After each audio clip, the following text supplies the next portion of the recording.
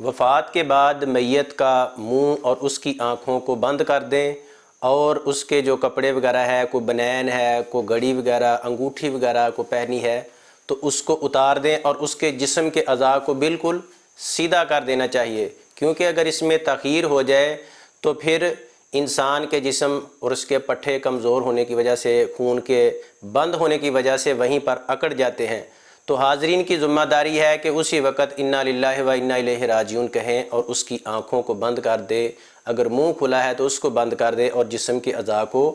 سیدھا کر دیں۔ سنن کبریٰ بیہقی میں صحیح روایت ہے، اللہ کے نبی صلی اللہ علیہ وسلم نے غسل کی فضیلت کے بارے میں فرمایا، جو کسی مسلمان کو غسل دیتا ہے، میت کو غسل دیتا ہے، فرمایا کہ جس نے کسی مسلمان میت کو غسل دیا اور اس کے عیبوں کو چھپایا تو اللہ رب العالمین اسے 40 مرتبہ معاف فرمائے گا۔ صحابہ کرام رضی اللہ عنہم اجمعین اپنے فوت ہونے والوں کو، اپنے مردوں کو خود غسل دیتے تھے، انہوں نے سیپی پر نہیں بندہ رکھا ہوتا، اجرت پر امام مسجد کو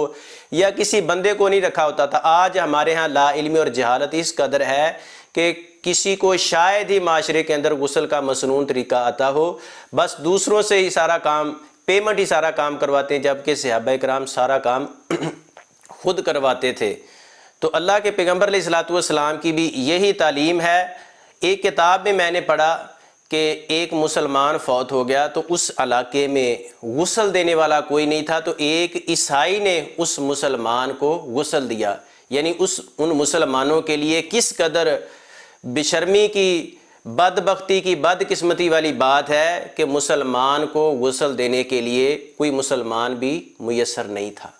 اللہ سے دعا ہے کہ اللہ ہمیں ان مسائل کو بھی سمجھنے کی توفیق عنایت فرمائے، اور ہم سب اپنے اپنے عزیز و اقارب کو جن کو غسل کا مسنون طریقہ آتا ہے، خود ہی ان مسنون طریقوں کے مطابق اپنے فوت شدگان کو غسل دینے کی توفیق عنایت فرمائے۔